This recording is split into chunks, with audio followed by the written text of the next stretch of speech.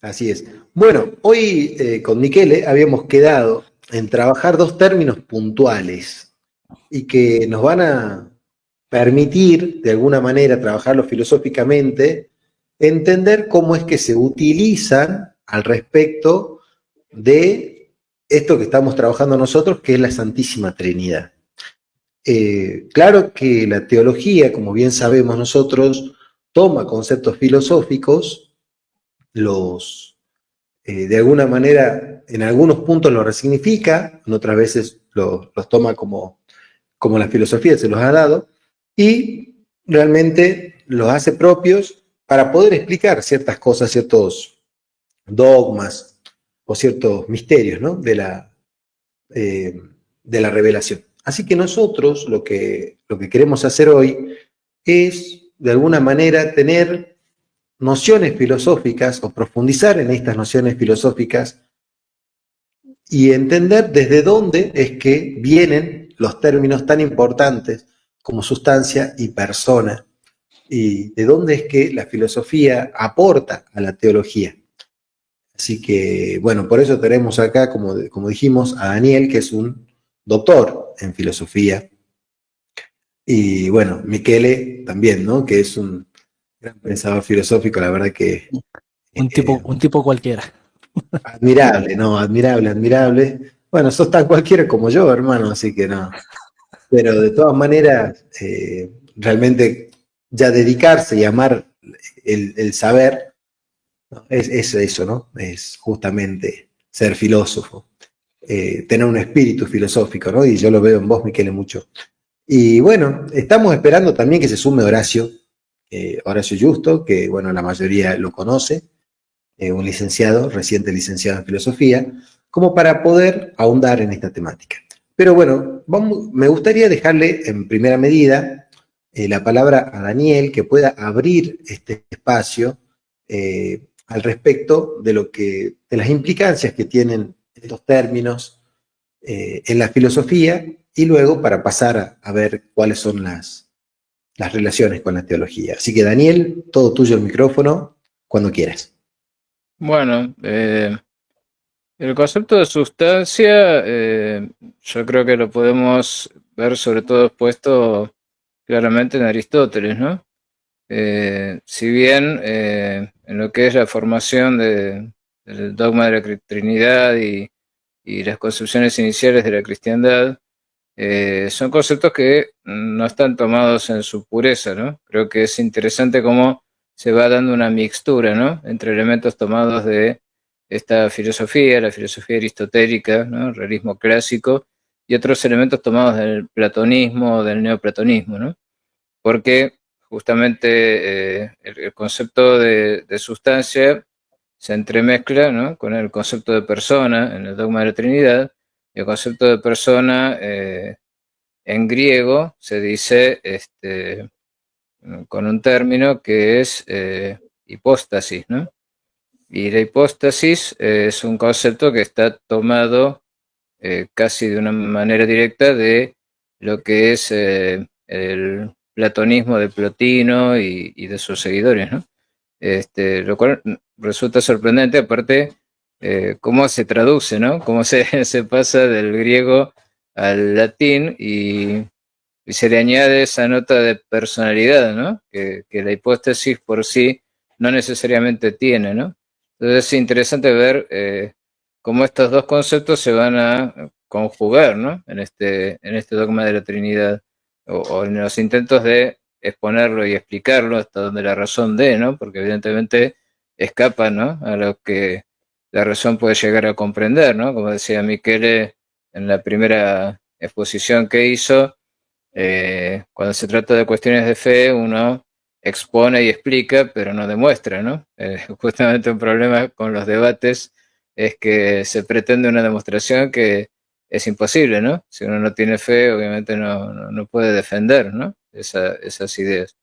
Este, pero yendo al punto, me desvío un poco de tema, pero yendo al punto, en Aristóteles es interesante que en la metafísica aparecen tres conceptos diferentes de sustancia que están entremezclados, entrelazados, ¿no? Él usa a veces la palabra ousia, ¿no? Que es la que justamente es retomada, ¿no? Cuando se hace la exposición doctrinaria de lo que es sustancia, que tiene el sentido de una especie de cosa individual y concreta, sostén de una serie de propiedades y accidentes, ¿no? Pero también tiene el sentido cuando hablamos de la usía segunda de naturaleza o esencia, ¿no? Que creo que más bien es a ese segundo significado, ¿no? El que se está apuntando, porque de hecho muchas veces se traduce, ¿no?, esa usía como sustancia o naturaleza divina, ¿no? Y ahí, bueno, tenemos el tema de que a Dios no le podemos atribuir el carácter de un ser individual y concreto al estilo de un ser ilemórfico, ¿no? Mezcla de materia y forma, que fuera individualizado por su materia asignada, ¿no? Que es la concepción tradicional aristotélica que es retomada por Santo Tomás. Eh, digamos que al ser el puro ser, ¿no? Porque no podemos decir tampoco que sea un ente, ¿no?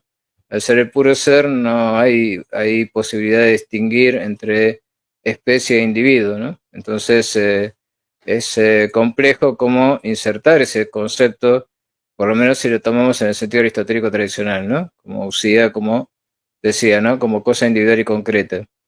Igualmente es cierto que Aristóteles tiene un ente al cual hace referencia, uno solo, que es solo forma sin materia, ¿no? Que es el motor inmóvil y que es Dios, ¿no? Y que también se le puede atribuir esa característica de sustancia, ¿no? Aunque dentro de la teoría aristotélica es compleja la posición que tiene, ¿no? Dentro de su estructura de pensamiento, porque él más bien tiende hacia la mirada del mundo natural, ¿no? Y si tiene que aceptar a Dios como motor inmóvil es porque es una cuestión de necesidad, de deducción, ¿no? La naturaleza no puede sostenerse por sí misma, en su movimiento tiene que haber un primer motor que la impulse, pero es un Dios claramente diferente del que maneja el cristianismo, ¿no? Y el catolicismo. Pero aparte de ese concepto de usía como sustancia primera o sustancia segunda, o sea, como cosa individual y concreta o como esencia o naturaleza, también utiliza el término hipokeimenon, parecido, ¿no?, a hipóstasis, que es lo que podríamos traducir como sujeto, ¿no? O sea, como lo que de alguna manera reúne toda una serie de accidentes, ¿no? Y que también se atribuye en la predicación, ¿no? Cuando uno hace un juicio, en un juicio donde tenemos un sujeto y un predicado, el sujeto sería el hipokeimenon, ¿no?, el sostén de los predicados, tanto predicados esenciales como accidentales, ¿no? Y también utiliza el término synoron. Synoron quiere decir unión, ¿no? ¿Por qué? Justamente porque para él el modelo de sustancia, para Aristóteles, ¿no?, estamos hablando, es la cosa material, ¿no? O sea, ilemórfica, que tiene una composición de materia y forma, una composición ontológica, ¿no? No quiere decir que uno pueda presentar por acá la materia, por acá la forma, como si fueran cosas separadas que se reúnen en la sustancia, ¿no? Pero ese es otro término que él utiliza para referirse a la sustancia, ¿no? Entonces tenemos tres términos distintos, ¿no? Usía, como cosa individual y concreta, que no requiere de otra cosa para existir, esa sería otra característica, pero que también puede ser usía segunda en el sentido de naturaleza o esencia.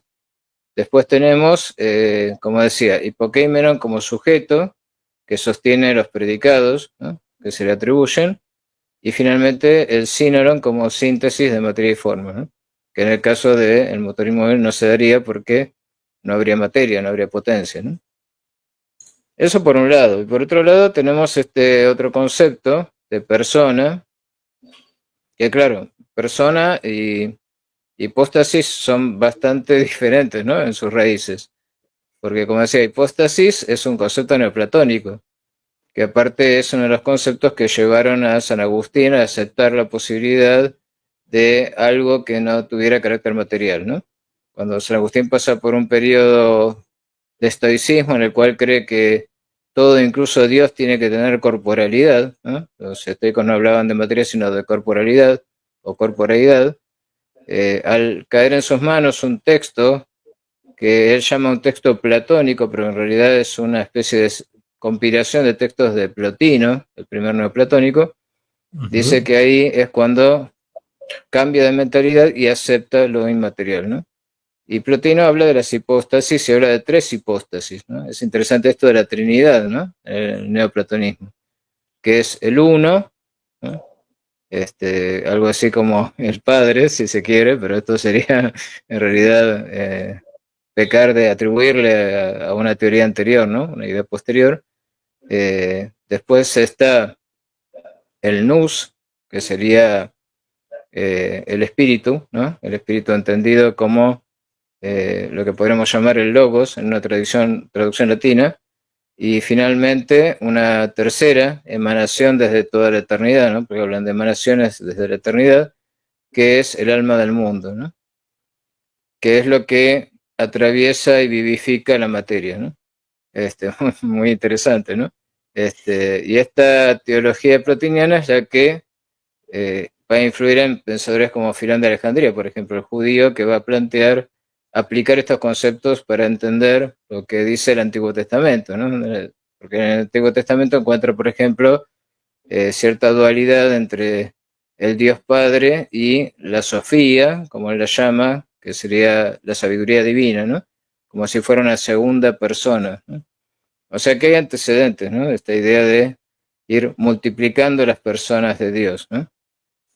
Pero en griego no se habla de persona, ¿no? Hipóstasis es como una especie de eh, residuo de un proceso. Ese proceso es el proceso de emanación, ¿no? O el proceso de procesión, como también se lo llama. ¿Qué es lo que va a generar el puente que se tiende entre lo uno, que es puro uno, que es algo así como el ser de Parménides, ¿no? Que no tiene fisuras, y la multiplicidad natural, ¿no? Entonces aparecen estas instancias mediadoras, ¿no? A las cuales son muy afectos los neoplatónicos, los gnósticos y demás, ¿no? O sea que también eso puede llevar a ciertas ideas peligrosas, digamos. Pero ese, claro, el gran problema de cómo sostener el realismo de las cosas materiales múltiples y cambiantes y al mismo tiempo sostener que el ser es uno solo, ¿no? Claro, Aristóteles se le arreglaba con eso diciendo, bueno, el ser se dice de muchas maneras, no hay una unidad del ser, sino que se aplica a distintas cosas por analogía, ¿no? El verdadero ser es el de la sustancia. Eh, pero lo interesante es que en latín persona es máscara, ¿no?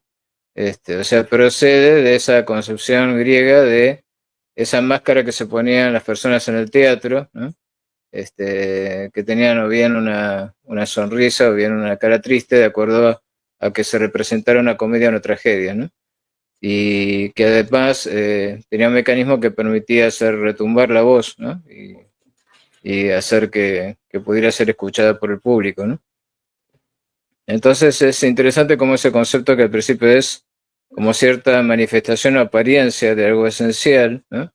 Con el tiempo se va convirtiendo en la persona en un concepto diferente, ¿no? Como va a ser desarrollado, por ejemplo, por Boecio, ¿no? Quien habla de ese subsistente, ¿no? Ese subsistente de naturaleza personal, ¿no? De naturaleza intelectual, que a la cual se va a sumar el concepto de voluntad, ¿no? Inteligencia y voluntad van a ser las dos notas fundamentales de lo que se va a llamar después persona, ¿no? Así que bueno, no sé si eso que yo aporto ayuda o confunde más, porque claro, los filósofos ya estamos para sembrar más dudas que certezas, ¿no? Pero es interesante después que, bueno, cómo se las arreglan ustedes para poder juntar todas estas cosas y mostrar una visión coherente de la Trinidad basados en conceptos que tienen orígenes tan distintos, ¿no? Pero bueno, tenemos en cuenta acá que hay distintas tradiciones confluyendo, ¿no? La tradición judía, representada por ahí por Filón de Alejandría, la tradición griega, ¿no? Con estos conceptos de hipóstasis y usía, y la tradición latina, ¿no? Que traduce a su manera estos conceptos sin perder lo esencial, ¿no? Lo que se quiere de alguna manera exponer o fundamentar, ¿no? Hasta donde la razón alcance. No sé si me he extendido demasiado, pero bueno, eso es como una breve introducción a estos conceptos que en la modernidad, por supuesto, cambian radicalmente, entonces ya no se pueden aplicar de la misma manera, sobre todo el concepto de sustancia, ¿no? Muy bien, muy bien. Bueno, muchas gracias, Daniel. Sí, un pantallazo general, la verdad que entendiendo la profundidad de la temática, digamos, creo que la dejaste muy clara y que, y sí, bueno, no hace falta adentrarnos por ahora en la visión moderna, eh, pero creo que se entendió perfectamente, sobre todo, ¿por qué digo esto que no se hace falta? Porque la cuestión así fuerte, trinitaria, no se dio en la modernidad, aunque, bueno, vamos a tener luego, si se da en la conversación, las consecuencias, ¿no? Que pueden tener las visiones modernas sobre sustancia y persona en esta visión trinitaria. Saludamos a Horacio. ¿Cómo estás, Horacio, querido? Bienvenido al espacio y a la conversación. Bueno, muchísimas gracias. Perdón la demora, estaba en una actividad familiar y además yo había especulado con que era las 20 horas, así que hubo un error de mi parte. De algún lado saqué que era las 20 horas, así que mil disculpas por la demora. No hay problema, no hay problema. Bueno, acá el doctor Daniel nos estaba contando un poco un pantallazo, ¿no? Un pantallazo general, una introducción a la temática de sustancia y persona, estos dos conceptos tan importantes a la hora de hablar de la Trinidad. Bueno, a mí me gustaría, en principio, darle la palabra a Michele para que luego él le permita introducir a Horacio, para que podamos continuar con el diálogo. ¿Te parece, Michele, que continúes vos? Bueno, si quieres, aprovechemos un poco más primero a los profes. Digo, si te parece bien, porque ellos Sí, son los que van a poder aportar mucho, mucho más de lo que podría aportar yo. perfecto. Perfecto, perfecto. No hay ningún problema. Como te comentamos, Horacio, por ejemplo, Daniel tiene hasta más o menos media hora más con nosotros, así que me gustaría escucharte, Horacio, a vos, para que puedas también introducirnos en estos conceptos de sustancia y persona y su relación, si es que conoces algo sobre la temática, en el concepto trinitario, ¿no? De este Dios trinitario, para luego devolverle la pelota a Daniel y que podamos avanzar con la conversación. Bien, entendiendo el punto fundamental que es la Santísima Trinidad, lo que nos convoca, no me quiero detener en lo que es el desarrollo del concepto de prosopón que ya podemos encontrar en la filosofía helénica, sí tomar un punto fundamental y hacer una serie de aclaraciones de manera introductoria. Lo que yo voy a plantear aquí es algo que se tendría que estudiar en un seminario. De hecho, nosotros lo estudiamos en un seminario específico del tema. Cuando nosotros vamos a buscar comprender la Santísima Trinidad, en primer lugar, y ante todo, tenemos que recordar lo que muy bien enseñó un profesor que yo he tenido y creo que luego de Cornelio Fabra de ser los mayores tomistas que hay de habla hispana, que es el sacerdote Ferraro, recomendado por cierto. Y si es que no es el mayor tomista de habla hispana en este momento. Él decía la necesidad de abordar los grandes misterios de fe siempre desde la humildad, siempre en reconocimiento del límite de nuestros intelectos. No es una hormiga queriendo entender la cordillera de los Andes, porque tanto la cordillera de los Andes como la hormiga son entes finitos. Hay algo en común. Aquí es un ente finito queriendo comprender la infinitud. Pero, aún así, algo podemos predicar en esta común unión que nosotros, tomistas, vamos a postular entre fe y razón, donde no predicamos una doble verdad. Y en todo caso, si no encontramos las verdades que estamos buscando, es por deficiencia de nuestro intelecto. No porque haya una contradicción entre la fe y la razón, sino que simplemente nosotros nos hemos limitado. Aclarado este punto, a lo que muy bien ha explicado el doctor Shigen, no hay nada que agregar, vamos a tener que hacer una segunda aclaración, ya no sobre el límite de nuestro entendimiento, sino también el límite de nuestro lenguaje, que es que la metafísica, ciencia que aquí nos ocupa, la metafísica siempre se expresa en un lenguaje análogo. Y aquí está el punto clave. Por analogía explicamos aquello que trasciende nuestro conocimiento. Si yo a alguien le dijese que describa algo que esencialmente desconoce, buscaría elementos rudimentarios y habituales para hacer cognoscible lo que trasciende el intelecto, como hizo nuestro Señor Jesucristo, que por analogía explica el reino de los cielos en parábolas. Porque ciertamente que no tenemos la visión beatífica.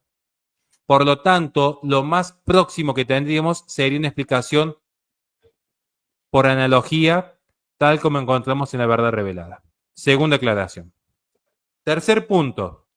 Por analogía, vamos a tomar elementos fundamentales de la constitución de lo que es la persona, personae, como explica bien el doctor Schigen, esta noción latina de aquel que actúa. Y aquel que actúa porque está movilizado por potencias propias del alma. Ese animus, en griego, ese spiritus en latín, ese principio vital que es la forma constitutiva de los entes silemórficos que nosotros conocemos. Y en el caso de los entes orgánicos, ese principio constitutivo, ese principio vital llamamos alma. Por eso hay almas con potencias vegetativas, con potencias sensitivas, con potencias racionales. ¿Qué nos hace libres? La potencia racional. Es decir, cuando nosotros encontramos en un ente la capacidad de obrar según su naturaleza, con inteligencia orientada a la verdad, con voluntad orientada al bien. ¿Qué es propio entonces de un ser libre? El conocer y el amar. ¿Y por qué tenemos que introducir este punto? Porque aquí quizás yo peque por soberbia queriendo explicar lo que es uno de los mayores misterios. La Santísima Trinidad. Nosotros partimos de un presupuesto. Dios es puro acto de ser. Concepto fundamental que encontramos en la obra del profesor Osandón, La razón en busca de la divinidad. Creo yo que es la obra que mejor sintetiza y resume puntos claves para el desarrollo teológico. Mera introducción, podemos encontrar también algo en Antin Gilson, algo en las obras de Cornelio Fabra. Si Dios es puro acto de ser, implica que es perfecto por naturaleza. Por lo tanto, es la suma de todas las perfecciones. Y no hay nada en la existencia que no sea de manera perfecta y plena en Dios. Ahora, yo voy a la experiencia, Horacio Giusto, y me encuentro con Guillermo Ramadán. Me encuentro con una persona. ¿Qué tiene Guillermo Ramadán? Sus trascendentales. Res, unum, aliqui, bonum, pulcrum, verum. Entonces, en la experiencia yo descubro trascendentales. Quiere decir que debe haber un primer motor que sea estos trascendentales en plenitud y que luego lo participa la existencia. Principalmente el ser. Porque si Guillermo Ramadán existe, algo le ha dado a su ser. Pero si entro en la sustancia específica del profesor Ramadán, yo voy a encontrar que él es un ser, pero un ser dotado de inteligencia, dotado de voluntad.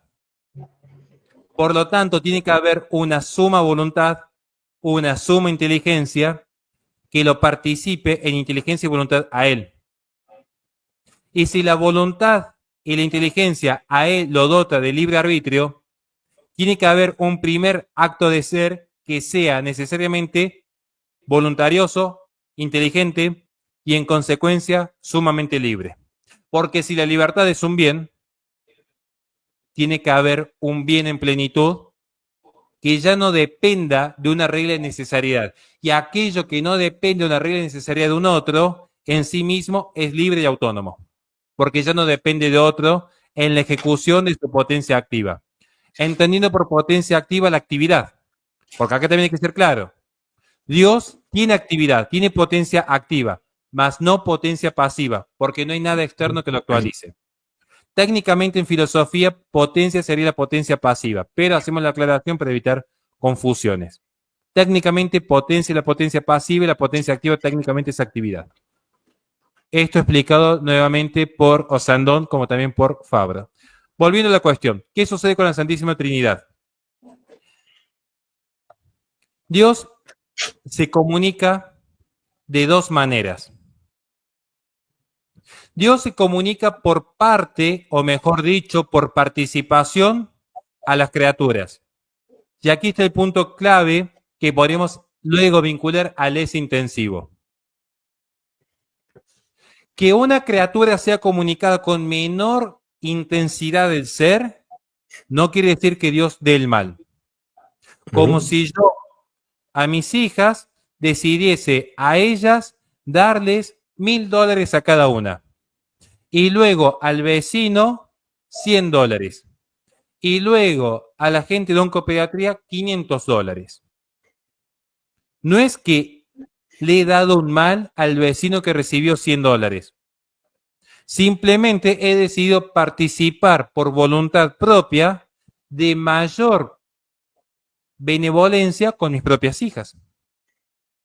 En ese sentido, Dios ama la creación, pero la intensidad de la cual participa es distinta. Por eso el reino mineral tiene una participación más distante, pero tiene el ser y todos sus trascendentales, al igual que el hombre, que dotado de mayor gracia participa más de Dios.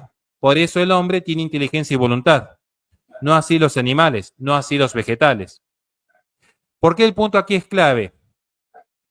Por los grados de participación. Pero siempre Dios se comunica sobre la criatura, como explica Osandón, por semejanza. Dios participa por semejanza a la criatura. Pero si Dios es perfecto en sí, debe necesariamente haber una comunicación perfecta. Y allí viene la clave de la analogía.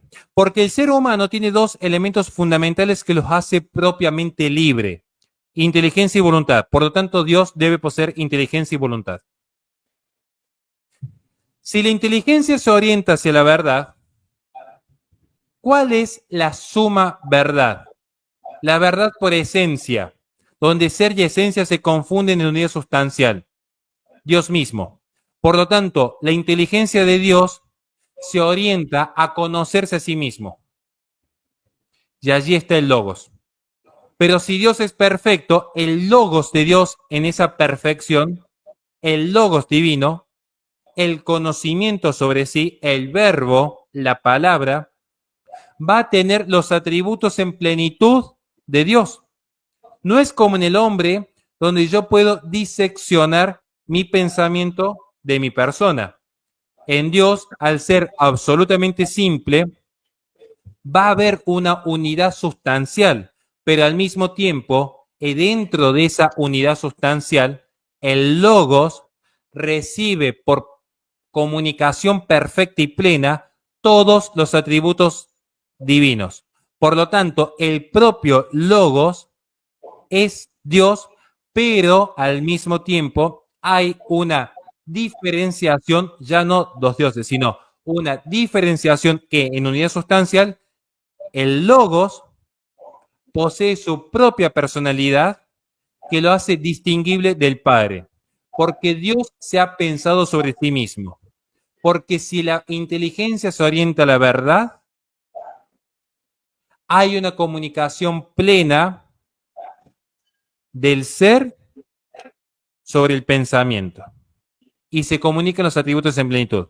Pero luego, si yo entiendo por un principio, un axioma fundamental, que no se puede amar lo que no se conoce, ¿qué sucede cuando Dios se conoce eterna y perpetuamente? Porque esta es una actividad perpetua y eterna. ¿Qué sucede si Dios se conoce sobre sí mismo?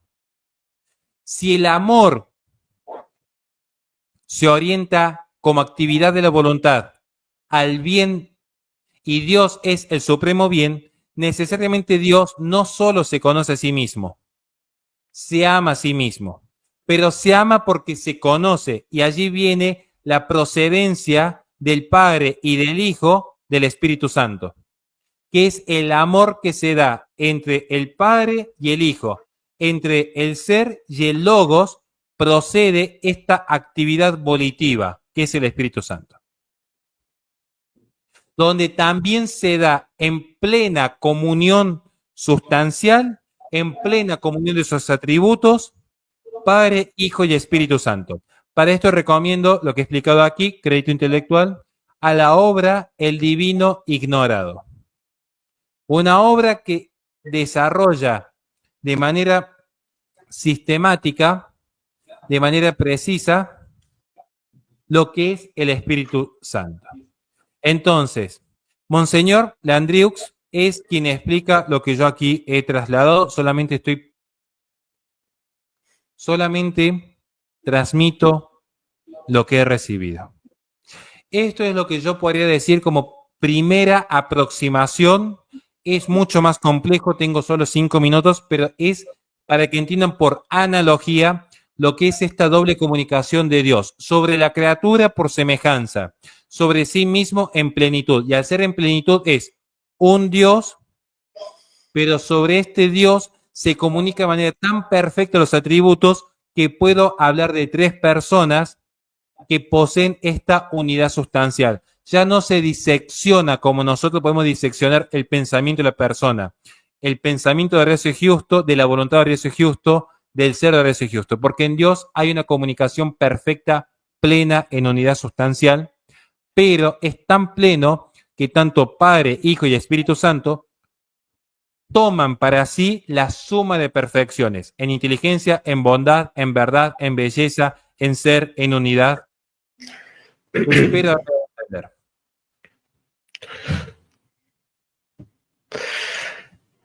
Excelente, Horacio querido, muchísimas gracias. Bueno, acá Horacio, perdón, no voy a tomar la palabra 2 minutos para darle la palabra a Daniel rápidamente. Acá Horacio ha hablado de muchas cosas y ha tomado los términos que Daniel nos trajo primeramente, ¿no? Habló de personalidad, habló de unidad sustancial, y que es interesante porque, bueno, son términos que él, claro, al tenerlos incorporados filosóficamente, los trae para la explicación trinitaria.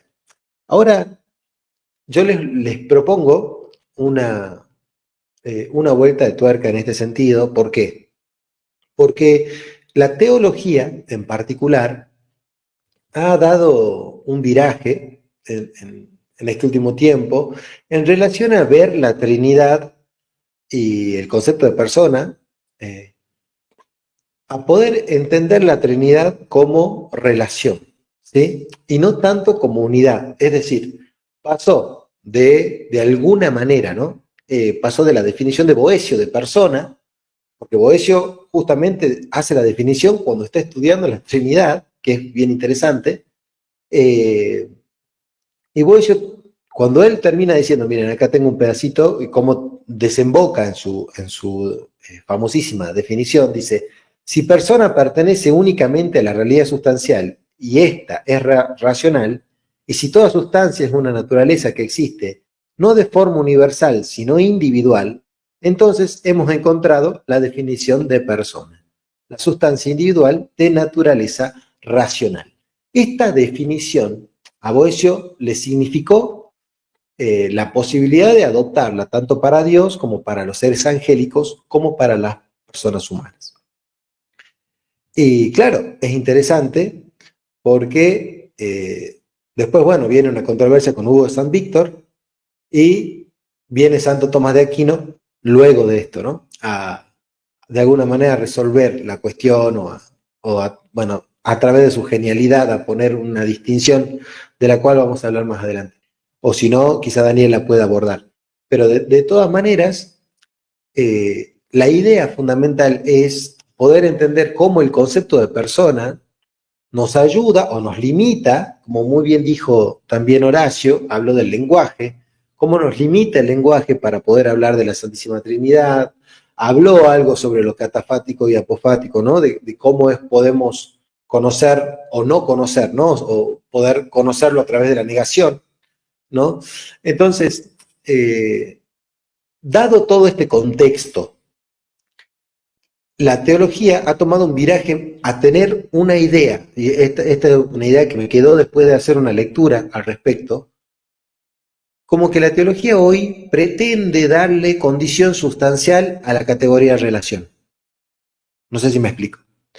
Pretende darle una condición sustancial a la categoría de relación, sobre todo en la Trinidad. En términos de que Dios es amor, es comunión interna, ¿sí? ¿Qué es Dios? Es relación interna, es amor, ¿no? Y ese amor se da, como bien explicó Horacio, en este último término, ¿no? Del amor al Padre, del Padre al Hijo por el Espíritu Santo, ¿no? Entonces, en ese sentido, nosotros, claro, estamos confrontando con cierta tendencia que tenemos nosotros a conservar la unidad, ¿no? Y esta problemática de la cual también habló Daniel, que es cómo explicar la multiplicidad en la unidad.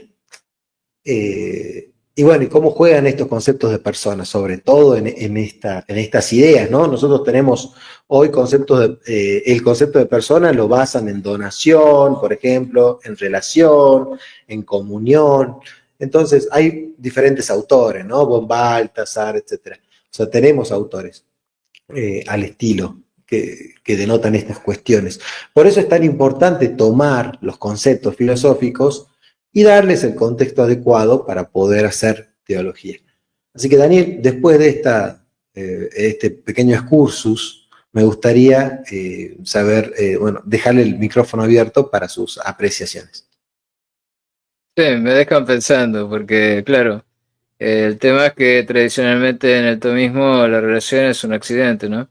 Y aparte uno se preguntaría si plantear que el amor es lo único fundamental, digamos, en Dios, no sería hacer lo contrario de lo que ustedes en la primera clase dijeron que pasaba con el Espíritu Santo, ¿no? Que era el gran olvidado, convertirlo en lo único, ¿no? Dejando de lado al Padre y al Hijo, ¿no? Que también es un peligro. Justamente por eso el dogma de la Trinidad acentúa el hecho de que las tres personas son igualmente necesarias para que la fe sea una fe realmente cristiana, ¿no?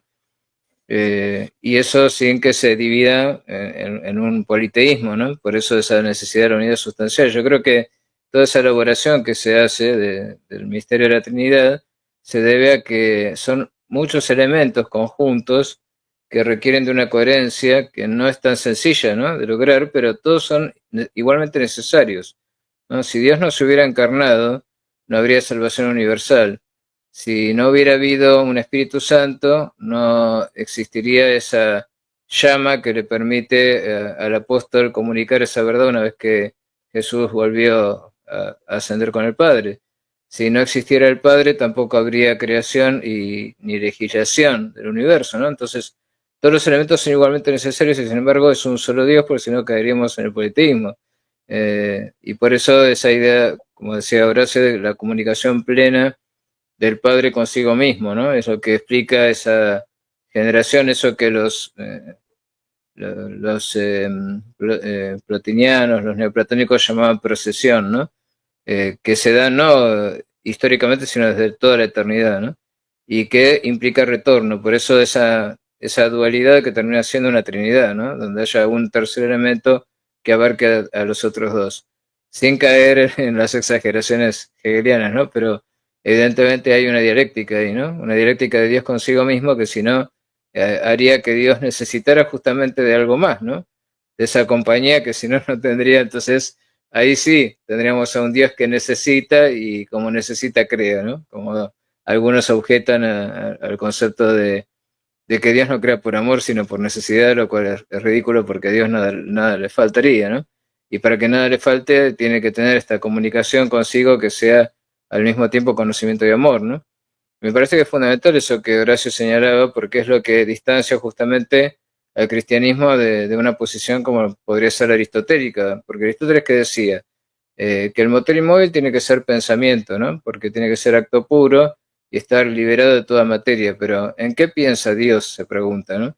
Y ahí es donde mete la pata, digamos, porque dice, nada merecería ser pensado por Dios más que Dios mismo, ¿no? Entonces ahí deja a Dios desconectado de la realidad natural, ¿no? Es la realidad natural la que tiende a Dios, pero Dios ignora totalmente que existimos y nada le importa, pues se tiene a sí mismo, ¿no? No hay, ¿por qué? Porque no hay expansividad del amor, entonces no hay esa necesidad de creación, de exteriorización de Dios hacia la criatura, ¿no? Entonces el factor fundamental que hace esa distinción, ¿no?, entre lo que podría ser una fe filosófica, de un Dios filosófico, y una fe religiosa como la cristiana, que para mí es la superior a todas y por eso es la que elegí como propia, porque es la única en la que es Dios el que se sacrifica por el hombre y no el que exige sacrificios del hombre para satisfacer sus pedidos, ¿no? Me parece que eso es un tema para otro vivo, no es el tema de ahora, pero que es fundamental también para la fe, ¿no?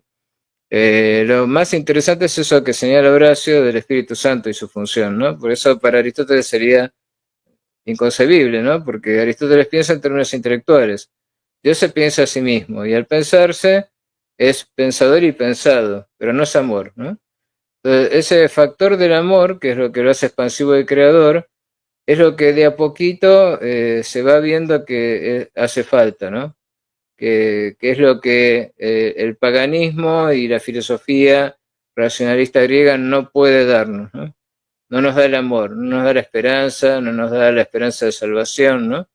Es un mecanismo hermoso, ¿no?, de Aristóteles con su motor inmóvil, explicando todo ahí, pero no nos satisface, ¿no? No satisface nuestra angustia, nuestra necesidad de eternidad, ¿no? Eso por ahí lo satisface más el platonismo, pero lo hace de una manera, si se quiere, errónea también, ¿no? Entonces, en el platonismo fue como un intento de sintetizar las dos cosas y no me extraña entonces que San Agustín vaya ahí a beber, ¿no?, conceptos filosóficos para poder abrir, digamos, al campo de los paganos esto que era un escándalo, ¿no? Porque evidentemente lo que la religión cristiana venía a proponer, un Dios muerto y resucitado, que es su padre y su hijo al mismo tiempo, todo eso era, para los griegos era insensatez, ¿no? Y era piedra de escándalo, ¿no? Entonces, toda esa labor enorme que hacen los padres de la iglesia para poder difundir la palabra y hacer que los Occidente y Oriente se junten, ¿no?, en una visión en común y se dan cuenta de que el factor que faltaba ahí era justamente el Espíritu Santo, el amor. Por eso no me extraña tanto que se le dé tanta importancia ahora, ¿no?, como tú dices, a ese elemento de relación, ¿no? La relación es fundamental, pero bueno, no debemos olvidar de los otros elementos también, ¿no? Porque si no también podríamos caer, como decían ustedes, en herejías comunes, ¿no? Pero eso creo que es lo que de alguna manera reúne, ¿no? El intelecto y la voluntad, justamente la persona, es como si para Aristóteles la voluntad era algo secundario, ¿no? Era algo de seres finitos, ¿no?, que trataban de alcanzar una perfección que para ellos no estaba dada, ¿no? En cambio el intelecto era el sumum, ¿no? De hecho, Aristóteles decía que las virtudes éticas, que tienen que ver con la voluntad, son inferiores a la virtud dianoética, que es la del conocimiento, ¿no? Y el conocimiento que tiene como modelo la contemplación que hace Dios de sí mismo, ¿no? Pero lo hace sin amor y ahí está el problema, ¿no? Y eso es el aporte que va a dar justamente la religión que una visión puramente filosófica no puede dar, ¿no? Eso es lo que yo entiendo.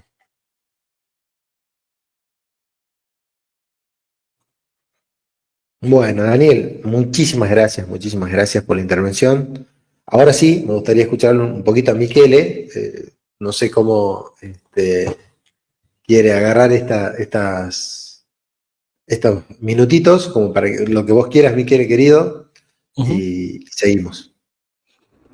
Sí, esto último que acaba de decir el doctor es fundamental, ¿no?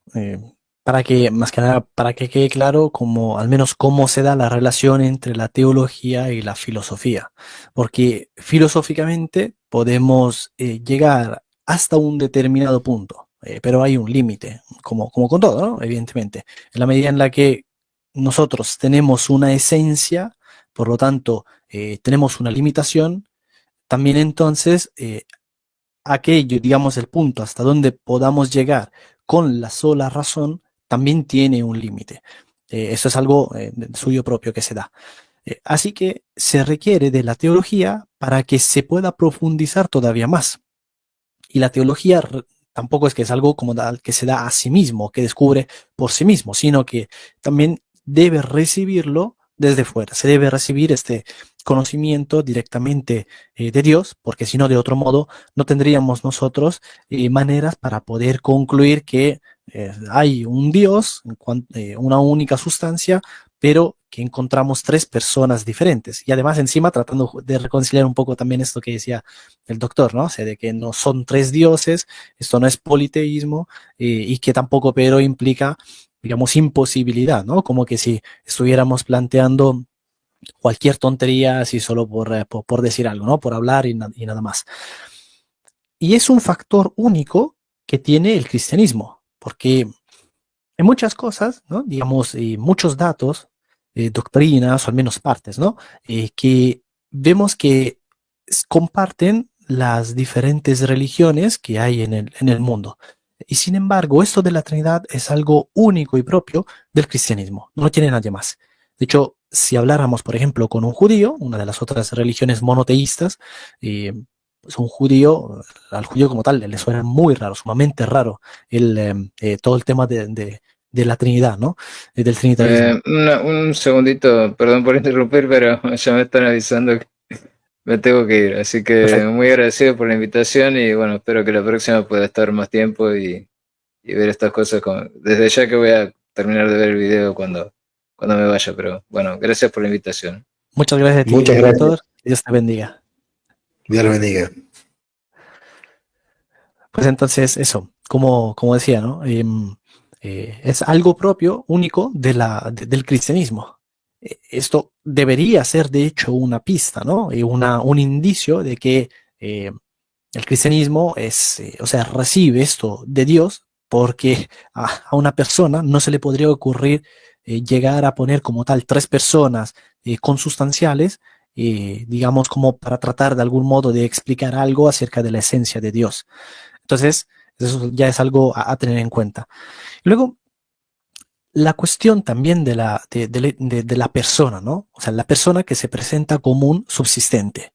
Un subsistente que por lo tanto es algo que subsiste en sí mismo, por sí mismo. Claro que en la persona humana se da una subsistencia relativa, ¿no? O sea, dependiendo, no absolutamente autónoma, sino que en cierto grado, por supuesto, dependiente del ser. Pero es subsistente al fin y al cabo. Ahora, cuando hablamos de Dios, teniendo en cuenta también lo que decía antes el licenciado Horacio acerca del tema, ¿no? O sea, nosotros hablamos de Dios en términos análogos, no podemos hablar de Dios en términos unívocos, y bueno, equívocos, no tiene ningún sentido hablar de Dios en términos equívocos, pero entonces tenemos que hacerlo necesariamente de modo análogo. Bueno, entonces podemos decir que en Dios encontramos estas tres personas, que se da una procesión entre ellas, y las tres justamente eso son personas. ¿Por qué? Porque son subsistentes.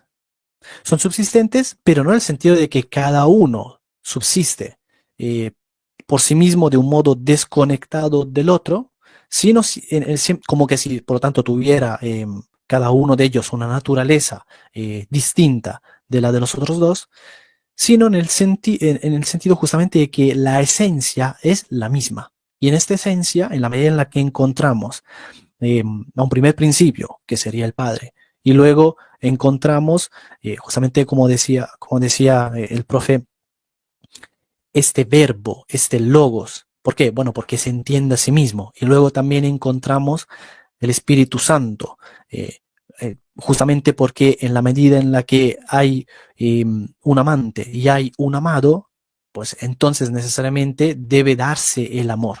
Tiene que dar, digamos, tiene que haber un fruto de todo eso, se tiene que manifestar de un modo real. Y por lo tanto, entonces ahí tenemos al Espíritu Santo. Pues entonces, los tres son tres subsistentes y por eso que se le dice que son personas. Bueno, esto así como muy rápidamente, ¿no? Creo que No sé si Horacio tenía también algo más para añadir. ¿Qué decir cuando ya todo se ha dicho? Pero, y el problema de justamente hablar con Michele, que pensamos muy parecido, es que, bueno, dijo justamente lo que yo quería apuntar luego, que es el concepto de subsistencia. Entonces, por eso no me gusta hablar en segundo lugar, porque sale a la luz mi ignorancia. Si uno habla primero, bueno, más o menos decir 2 o 3 cositas, la piloteas, como es mi caso, yo soy un ignorante, ahora me quedo sin comentarios para hacer. Entonces, vamos a tratar de enfatizar un poco esta idea, ¿no? Datos, así como tomando algunos apuntes que he ido escribiendo aquí en mi hojita mientras ustedes se exponían. Respecto a la subsistencia, yo creo que allí hay un aporte fundamental de Santo Tomás de Aquino en esa instancia más superadora, si me lo permiten, superadora en relación a Boello. Esta idea que nosotros tomamos de la persona ya no como sustancia, sino como subsistente. Porque la idea de subsistente también se vincula a una forma particular de sustancialidad. ¿En qué sentido? ¿De qué hablamos cuando hablamos de sustancia? No es solamente la composición. Hablamos de sustancia como aquello que subyace, el subjectum, el sujeto, lo que está por detrás de los accidentes, lo que se conserva, lo que permanece, el sustrato, ese elemento de base, ese centro de operación. Si yo veo a Guillermo Ramadano Michele, desde el momento de la concepción, ¿qué se ha conservado dentro de lo que es el orden material? ¿Qué se ha conservado en ellos dentro del orden material? Alguien me diría la carga genética, sí, pero una carga genética que se comunica en células que están en constante deterioro y en constante actualización. ¿Qué célula hay en ellos que se conserve desde el momento de la concepción? Pregunta. Entonces, quiere decir que ese centro de imputación, a donde yo imputo, esto corresponde a Michele, esto corresponde a Guillermo, algo que va subyaciendo. Acá donde yo voy a tomar distancia de esos que se dicen aristotélicos tomistas, sé que es controvertido, pero yo tomo distancia, porque ¿cuáles son los puntos fundamentales de la fe? Sabemos que hay un Dios creador y sabemos que hay un alma que no perece. ¿Al cielo o al infierno? No hay mucho para elegir. Curiosamente, en el pensamiento aristotélico, ni hay un Dios creador, porque la materia se presupone eterna, y al mismo tiempo la forma se agota con la materia. Entonces no hay inmortalidad en el alma. O sea, los conceptos fundamentales del pensamiento cristiano no los vamos a encontrar en Aristóteles. Sí un lenguaje que nos permite entender qué es materia, qué es movimiento, qué es acto, qué es potencia, todo muy bonito, pero lo fundamental que es el orden de la salvación, no podemos recurrir a la filosofía helénica. Por eso nosotros hablamos de subsistente cuando hablamos de persona. La persona en el pensamiento tomista no es sustancia, es subsistente. Muchos se enojaron conmigo cuando salió el documento de Dignidad Infinita. ¿Se acuerdan? ¿Documento de Dignidad Infinita? Bueno, mucha gente se enojó conmigo, obviamente el típico epíteto de ser vacantista, de antipapa, de protestante, etcétera, etcétera, etcétera. Bueno, hay que tomarlo de quien viene. Primero, lo único infinito es Dios. Si yo digo que Michele tiene una dignidad infinita, quiere decir que en él hay un atributo divino. Quiere decir que él estaría cayendo en la tesis inmanentista, monista de Baruch Spinoza, donde la criatura se confunde con el creador. Se lo digo porque mi tesis de grado fue justamente comparar el pensamiento de Spinoza con el pensamiento tomista. Lo único infinito son los atributos de Dios. Y los atributos de Dios se comunican infinitamente sobre sí mismo, no sobre la criatura. La criatura, en tanto que criatura, todos sus atributos siempre son finitos, por definición. Por definición. No hay nada infinito en la criatura, nada. El que me diga en un romanticismo que sí que el amor de Dios, Dios en su actividad nos puede amar infinitamente, pero nosotros como criatura no tenemos nada infinito, como criatura. porque somos entes finitos. Principio fundamental. Punto. Entonces, si yo soy un subsistente finito porque tengo un inicio, en Dios, ese subsistente es infinito. Por eso se da esta eterna comunicación en plenitud, esta eterna procedencia del Espíritu Santo. Eternamente engendrado, no creado. Hay que recordar el credo. Que hay gente que sabía mucho más que nosotros. Eternamente engendrado, no creado. Digo porque el modernismo, y sobre todo con la influencia de Karl Rahner, tenemos esta tesis de que queremos hacer un Dios a nuestro gusto y semejanza. Y no es así.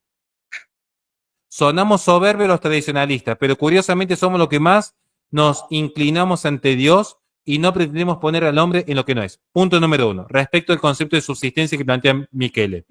Aclarando esta idea, ¿no? La infinitud de la subsistencia de Dios, a diferencia de esta subsistencia en un orden finito de la criatura. Respecto al principio de relación, encontramos que si hay unidad sustancial, se une lo que en cierto sentido analógico, podríamos decir, no se haya unido. Se une lo que podría ser diversificado en partes. Y eso no quiere decir que Dios sea partible. Recuerden que es un lenguaje analógico, por analogía. Recuerden siempre eso. ¿Por qué es importante esto? Porque recién se habló del concepto de relación. Bueno, ahora vamos a ir con otro documento que también me valió la cancelación, Fiducia Supplicans. Y es que ciertamente que la relación es una parte constitutiva. ¿En qué sentido? ¿Es accidente? Es accidente. La relación es accidente. Pero al mismo tiempo, la propia relación ya implica en sí misma la relación una sustancialidad. Por eso hay relaciones que son sustancialmente ordenadas a Dios y hay relaciones que son sustancialmente, o si quieren ver en términos más precisos, esencialmente contrarias a Dios. Hay relaciones que son contrarias a Dios. Por ejemplo, la de un adulto de 50 años con una niñita de 11 en una relación no cristiana, no es algo que, al menos creo yo, la gente sana va a salir a bendecir, creo yo. Pero bueno, no soy teólogo, así que me voy a quedar en el campo de la filosofía. En el campo de la filosofía tomista, ciertamente, que la relación, si bien es un accidente, tiene su propia impronta. La relación tiene su propia esencia, que es lo que lo distingue de otro tipo de accidentes. Entonces, en Dios, esta relación se da en plenitud. Esta relación de Dios sobre sí mismo es una relación plena, no en semejanza como la tiene con la criatura. Con la criatura hay siempre una relación de presencia y distancia, como lo explican muy bien en la Universidad del Norte Santo Tomás de Aquino, en la Introducción a la Filosofía. Se me ha ido el nombre del profesor, que encima yo lo admiro muchísimo. Perdón que ya estoy viejito, se me ha ido el nombre del profesor, pero que lo admiro un montón. Dios con la criatura tiene siempre una relación de presencia y distancia. Dios está presente, nos da el acto de ser, pero hay una distancia sustancial. ¿Dónde está la distancia del creador con la criatura? En la sustancia. Por eso yo puedo predicar de Guillermo Ramadán su sustancialidad, que no es la sustancia divina. Por eso tomamos distancia del judío excomulgado de Baruch Spinoza. Porque para él, Deus sive natura. Dios es naturaleza. Todo es Dios, toda es extensión de Dios. Nosotros no creemos en extensión. Recibí un comentario en el chat que alguien dijo extensión. Cuidado, que la extensión es una tesis cabalista. No es una tesis cristiana. La extensión no es una tesis cristiana. La extensión es una deformación gnóstica que toman de los neoplatónicos respecto al concepto de emanación. Nosotros no creemos en la emanación del ser absoluto, que luego viene el nous, y que luego viene el reino espiritual, y que luego viene el reino material. No. Es un Dios trinitario y la criatura. Presencia y distancia. Dios está presente, sí, por participación en el acto de ser. Pero ¿dónde está la distancia? En el límite. ¿Qué es el límite? Los límites que tiene el orden propio de cada sustancia. Dios sobre sí mismo tiene una relación de pura presencia. ¿Por qué? Porque se comunica en pleno. Por eso hablamos de unidad sustancial. ¿Bien? Esto lo digo porque hay que ser muy preciso. Porque en esas pequeñas imprecisiones es donde entra, por ejemplo, la teología de Karl Rahner. Que justo estoy preparando un informe ahora sobre Karl Rahner. Así me terminan de funar. Pero bueno, es lo que tenía para decir por ahora. Perdón si me extendí un poco, pero era como para complementar lo que muy bien dijo Michele. Excelente, excelente, Horacio. Muchas gracias. Sería interesante detenerse a pensar un poco este tema de la relación. Dice el padre Castellani en sus elementos de metafísica que es la categoría más difícil, ¿no? Y esta idea de sustancializar la relación. Fíjate que cuando se habló de subsistente en términos tomistas, Tomás de Aquino no habla de un subsistente, sino de una relación subsistente. En la cuestión 29 de la primera parte, ¿no? Donde habla sobre las personas divinas, en el artículo 4. A ver, esto lo estoy tomando, perdón, les comento un poco, esto lo estoy tomando de un artículo de Cordovila, el concepto trinitario de persona, muy interesante para que lo puedan buscar. Está en internet, está ahí habilitado para todo el mundo.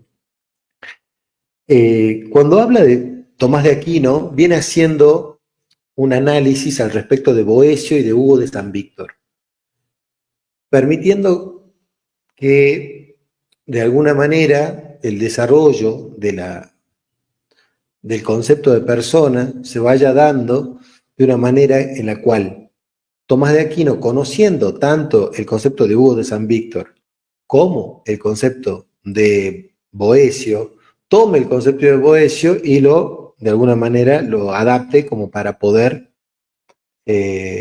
dejarlo mejor todavía, ¿no? Le agrega esta idea de relación, como dice acá, donde lo tengo acá, de relación subsistente. Fíjense, les leo a Santo Tomás.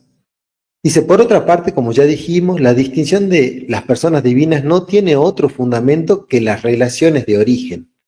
Eso es interesante, ¿no? ¿Cómo es que nosotros, o sea, para qué distinguimos en Dios cuestiones o personas o hipóstasis, que este término no le cabe al término persona estrictamente, en términos latinos, porque significa, como bien dijo el doctor Schill, otra cosa. Generalmente tiene una noción de fundamento, ¿no? Simplemente lo hace en términos de poder distinguir, o sea, se utiliza la palabra entre nuestras limitaciones de lenguaje, como bien decía Horacio, utilizan la palabra, los padres capadocios, creo que era San Basilio, y él utiliza la palabra, dice, tres hipóstasis, una usía, ¿no? Para dar a entender justamente una naturaleza divina en tres personas. Bueno, justamente él lo hace en términos apologéticos, pero lo instala en ese sentido. Yo la verdad que antes me preguntaba, ¿de dónde sacaron la palabra griega, ¿sí? Hipóstasis? ¿Por qué utilizan esa palabra si esa palabra en griego no tenía que ver con persona estrictamente, ¿no? Sino con otra cuestión? Bueno, fue justamente los padres capadocios son los que se lanzan en esta resignificación, podríamos decir, de la palabra. Ustedes saben que en el texto que estaba analizando, después de analizar el concepto de Boecio, pasan al de Hugo de San Víctor, y claro, el concepto de Boecio sirve, como había dicho anteriormente, tanto para las personas angélicas, como para las personas divinas, como para las personas humanas, El de Hugo de San Víctor solamente sirve para Dios porque agrega la característica de incomunicable. Entonces, bueno, ya no es posible, digamos, de alguna manera, es como que hay una ruptura total, ¿no? Y ya no sirve el concepto de persona, el de Hugo de San Víctor, en ese sentido, pero sí también agrega el término relacional. Santo Tomás dice que en Dios hay tres subsistentes distintos en la unidad de sustancia divina, ¿no? Para decir estos tres subsistentes, la Iglesia ha utilizado los términos hipóstasis y persona. Y fíjense, es muy interesante porque de alguna manera este autor pretende hacerle decir a Santo Tomás que la persona divina significa relación en cuanto subsistente, ¿sí? Y ahí está lo que yo les decía un poco, esto de sustancializar la relación, o sea, hacer la persona la relación. Es decir, que la persona, como dice, por ejemplo, en ese sentido, yo creo que es interesante entender, por ejemplo, el Padre como el amor que dona, ¿sí? Entonces, ahí vos ves la persona del Padre como pura donación, ¿sí? Porque dona el amor. El Hijo como donación y como recepción de ese amor, y el Espíritu Santo como pura recepción. Entonces, se van viendo cómo las relaciones, no es que el amor es el Espíritu Santo, estrictamente, el amor es Dios, en sus tres personas. Entonces, acá Hugo de San Víctor diría, cada uno cumple su función. Claro que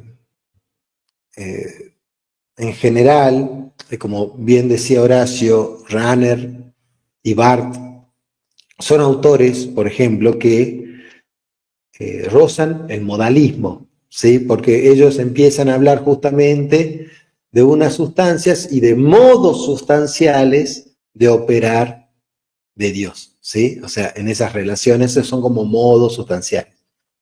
Y es complejo porque realmente el lenguaje juega un rol, como bien decía Horacio, de precisión, es decir, nosotros tenemos que aprender a precisar perfectamente los conceptos para no caer en herejías. Entonces, cada vez que se hablaba de modos sustanciales, ahí nomás se acusaba de hereje o de posibilidades de mal interpretación teológica de lo que se está escribiendo. Y bueno, la cuestión se da en esos términos. Después de haber dicho esto, sería interesante escucharlo a Michele, porque bueno, le toqué Santo Tomás en particular, ¿no? En esta temática, y Michele seguramente sabe mucho más que yo, pero era solamente para que veamos que el concepto de relación sustancial puede llegar a ser tomista. De hecho, Santo Tomás explica luego, ¿sí? en el mismo artículo, ¿en qué sentido? Él dice, no es la relación en términos accidentales que ya se conoce, sino en cuanto a relación hipostática, dice, ¿no? Pero bueno, eso es lo que quería transmitirles, y sobre todo para que se empiece a entender que la cuestión es más compleja de lo que parece. Muchas veces uno quiere resolverla o toma directamente los dogmas así, limpios, ya cocinados, digamos, ya el plato servido, y realmente haber pensado esta temática y cómo se está repensando y cómo se está entendiendo la relación de la comunión entre las personas divinas, me parece muy, muy interesante de poder reflejar, al menos, lo que pretende la teología hoy por hoy y cuáles son los impactos en la vida, ¿no? Así que, bueno, Michele, querido, te dejo para que puedas recibir, bueno, dar tus apreciaciones. cuando dijimos que íbamos a tratar el tema de la Trinidad, nos metimos en un quilombo, pero muy grande, ¿no? Porque es dificilísimo hablar de estas cosas. Y, sí, digamos, sin caer en errores o bien permitiendo decir todo lo que uno quiera decir de un modo entendible, ¿no? Ese modo de plantear como tal digamos, los términos, ¿no? O sea, decir, sustancializar la relación, claro, es la primera vez ahora que lo estoy escuchando, antes no lo había escuchado nunca. Y bueno, sí, viendo qué es lo que quiere decir exactamente las implicaciones, pero, o sea, por lo que acabas de decir, sí, creo que podría llegar a, digamos, a ser un buen modo o sea, otro modo, siempre correcto, de expresar la misma idea. Habría que ver, ¿no? Y es muy interesante, desde luego. Recordemos, sea como sea que queramos expresar el dogma, recordemos siempre que, número uno, es una cuestión de lenguaje ilimitado y número dos, los términos son siempre perfectibles. Con tal que el concepto siga permaneciendo el mismo, pues entonces se puede tomar luego con cualquier otro término, ¿no? Por poner un ejemplo análogo, con el término de transubstanciación.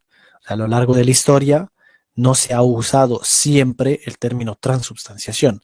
Se han usado muchos otros términos hasta finalmente dar con este, y se usa este término en el Concilio de Trento para fijar el dogma del modo, digamos, de modo tajante, pero siempre eso, teniendo en cuenta que si es que se encuentra otro, si es que se llegara a encontrar otro término mejor, más perfecto, o sea, que se acerca más a la perfección del concepto, pues entonces se podría tomar ese otro término. Me parece difícil a mí, pero bueno, en principio sería así. Lo mismo también con el dogma de la Trinidad. ¿Por qué? Porque, bueno, a ver, podemos hablar, por ejemplo, de hipóstasis. Como bien se dijo hasta ahora, hipóstasis no necesariamente es idéntico a persona, no necesariamente su equivalente. Toda persona es hipóstasis, pero no toda hipóstasis es persona, decimos en teología. ¿Por qué? Porque al fin y al cabo, hipóstasis es simplemente una sustancia, en principio al menos, ¿no? Sería una sustancia individual. Luego, esa sustancia individual puede tener una naturaleza racional o no.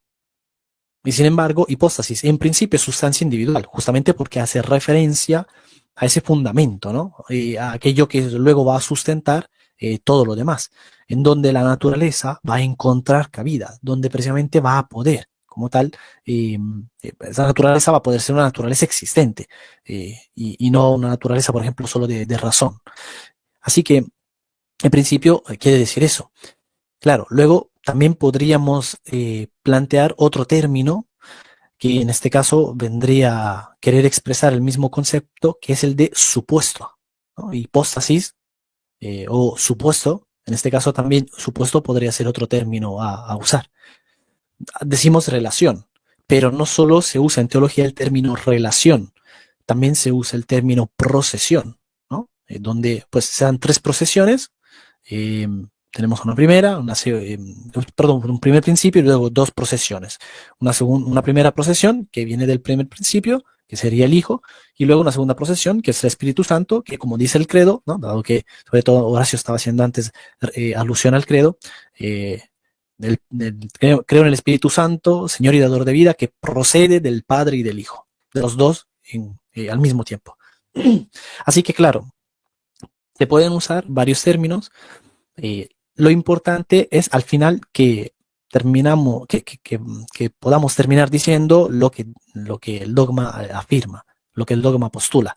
Y lo que el dogma postula, nosotros lo podemos explicar en términos de hacer inteligible una verdad, y sin embargo no en el sentido de poder presentar una justificación, porque esa justificación, para poder ser presentada, pues necesitaría entonces de otros principios más, digamos, fundamentales, de los cuales pues se desprendería esta justificación. De nuevo, entonces, volvemos a lo que decía el doctor Daniel al inicio, que no es algo demostrable. En la medida en la que No hay otros principios, digamos, anteriores y más fundamentales a esto que decimos sobre la Trinidad.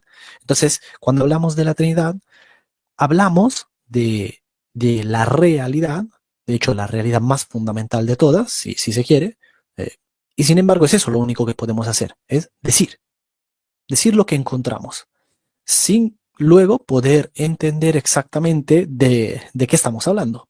Pero sí que, bueno, podemos decir lo que encontramos, ¿no? Sería como querer hacer una descripción eh, sin presentar ningún tipo de, por ejemplo, juicio valorativo, ¿no? Sino tan solo un juicio. Por ejemplo, la pared es azul. Es un juicio, ¿no? O sea, simplemente describe la realidad y nada más. No decimos, bueno, es verdad que la pared es azul, lo cual entonces implicaría un juicio de valor. Entonces, de la Trinidad, también, análogamente, ¿no? Lo único que podemos hacer es una descripción.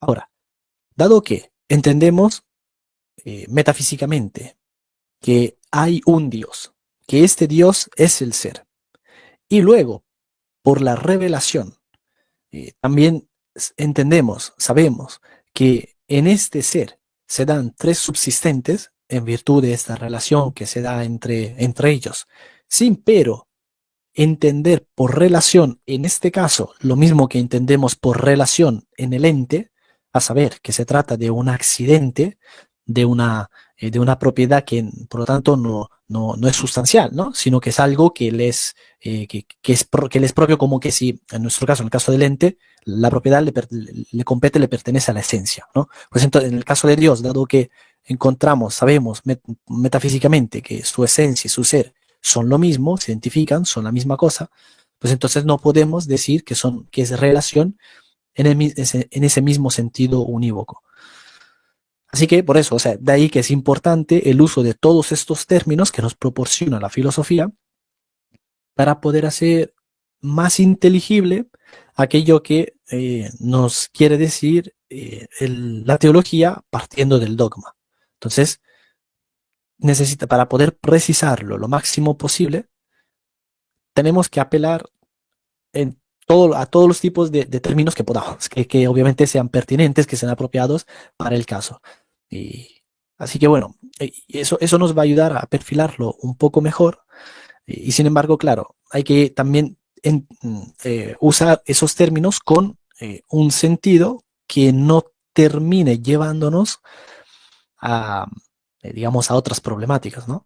Porque justamente como se decía, si es que tomamos el término persona en ese primer sentido que, por ejemplo, al cual apelaban los griegos, pues entonces como tal eso nos llevaría a problemáticas de imposibilidad, ¿no? Como tal de imposibilidad intrínseca. O si queremos apelar al término, no sé, sustancia, en el sentido, por ejemplo, como hablaba Aristóteles de sustancia primera, pues entonces ahí también tendríamos un pequeño problema, ¿no? Porque, claro, si es que le estaríamos poniendo de algún modo materia asignada a Dios para que pueda justamente ser sustancia primera. Entonces, hay siempre que, o sea, es bueno el proporcionar todos estos términos y si ahora quisiéramos entonces añadirle este último que tú comentabas, ¿no? Lo de una relación, ¿cómo es que dijiste? Relación sustantizada, no, ¿cómo es que lo dijiste antes? No me acuerdo. Te estás silenciado, Guille. No, hablábamos de sustancializar la relación, ¿no? Eso. Ujú. Pues entonces, si esto de algún modo puede servir para poder, digamos, perfilarlo todavía más y entendiendo entonces, siempre todo esto que hemos dicho hasta ahora, y yo creo que sí, que podría ser válido, ¿no? No sé, ¿cómo lo ven ustedes? Horacio. Eh, ¿Quién soy yo para venir a discutir a los grandes teólogos, no? Pero creo que insisto, hay que entender de qué relación voy a hablar en Dios. Porque en la Santísima Trinidad, justamente la relación es un elemento constitutivo y sustancial. Si no fuese por la sustancialidad de la relación, creo yo, estoy opinando desde mi área que es la filosofía, no la teología. Y está claro, pues me sacan de contexto y yo he sobremojado. ¿Qué es lo que nos permite a nosotros predicar un Dios uno y trino sin caer en el politeísmo. Precisamente que esa relación es ad intra, no ad extra. Por lo tanto, la relación que se da dentro de sí se da dentro de una unidad sustancial. Por lo tanto, si está dentro de la unidad sustancial, la sustancia en sí está íntimamente comunicada sobre el ser y los accidentes, en este caso el accidente de relación. Porque si no estaría hablando de una distinción sustancial y tendría un Dios por aquí con su propia sustancia, un Dios por allá con su propia sustancia. Distinto es la relación que tiene el creador con la criatura, donde allí sí hay una diferencia de sustancia. Y allí sí el accidente, relación, opera como se ha entendido tradicionalmente en filosofía. Esto es lo que yo deduzco filosóficamente. Ahora, ¿puedo haber planteado una herejía? Sí, y si alguien me dice lo que has dicho es tremenda herejía, yo me retracto públicamente porque trato de ser responsable, Claro. porque puedo cometer un error muy grave, porque yo no soy teólogo. De hecho, nosotros esta parte en teología no la llegamos a profundizar en este punto. O sea, esto ya es, a mí no me da el tiempo. O sea, imagínense, tengo que estar dando clases de metafísica ahora, dando clases de filosofía y de historia y la filosofía, entonces como que entiéndame que no es mi área. Por eso yo sé que puedo plantear una herejía y me tendré que retractar, pero en mi defensa diría que sería una herejía material y subsanable, digamos. Si lo digo públicamente, me retracto públicamente. No es que tampoco tire, como andan tirando alguno un bolazo ahí de que Dios, que Cristo no pagó por nuestros pecados o que Adán y Eva tenían misión beatífica. No, bueno, o sea. Digo. Solamente planteo esto, ¿no? Claro. Pero digo, volviendo al tema de la Santísima Trinidad. El problema está que ya de por sí, ni siquiera la Santísima Trinidad, ya de por sí, la noción de Dios es un problema para el teólogo que quiere hacer filosofía y también es un problema para el filósofo que quiere hacer teología. Porque el teólogo tiene como objeto, primero, la verdad revelada.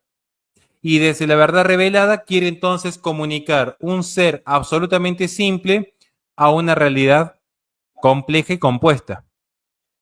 Entonces, ¿cómo hace para lograr comunicar lo que es una verdad revelada a la razón natural cuando la razón natural se nutre de una experiencia donde todo es compuesto?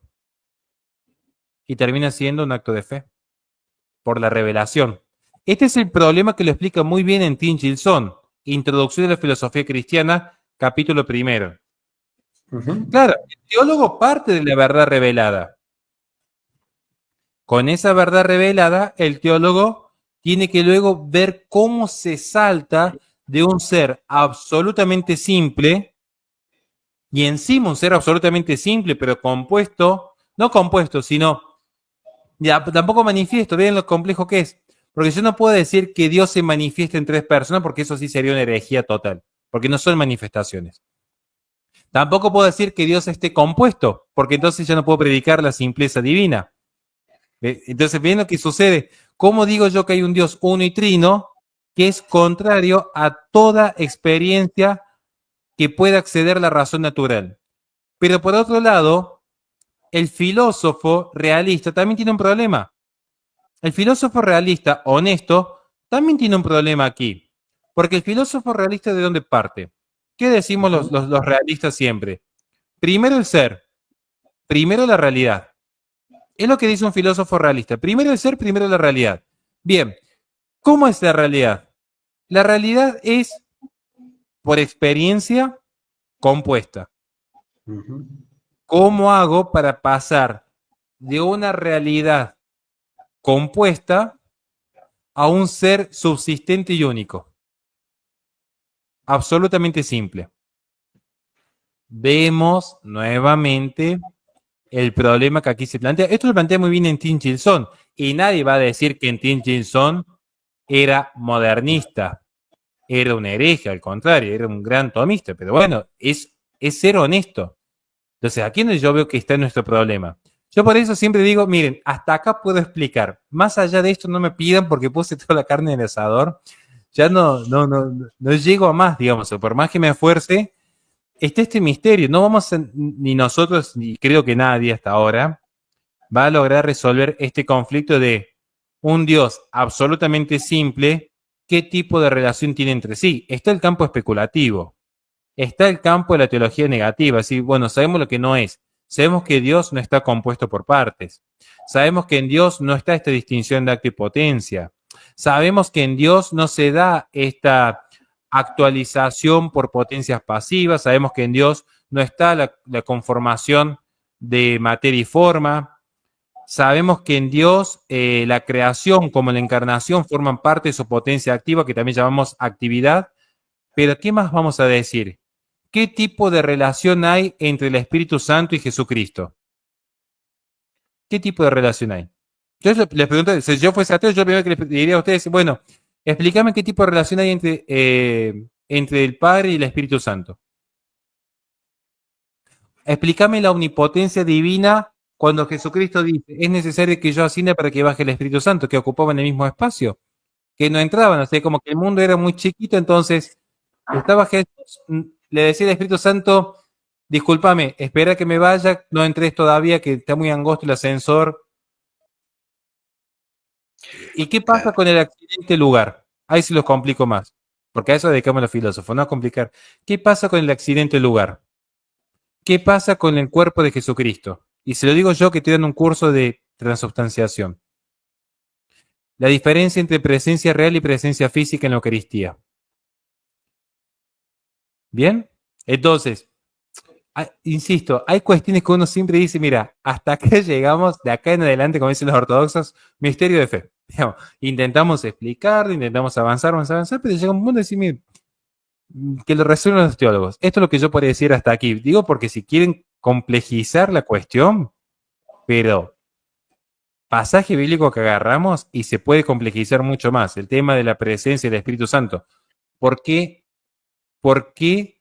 tenía que ascender Jesucristo para que descienda el Espíritu Santo? Este es un gran misterio que también se intentó desarrollar en la teología. ¿Qué tipo de relación se da entre ambos en cuanto a la coexistencia? Si hablamos de unidad sustancial. Luego, el tema de el querer y el conocer. ¿Conocen y quieren lo mismo las tres personas de la Santísima Trinidad? Porque acá yo he escuchado a algunos protestantes decir que la Santísima Trinidad serían como las tres cabezas de Cerbero. Cosa media rara, que a veces uno escucha en redes.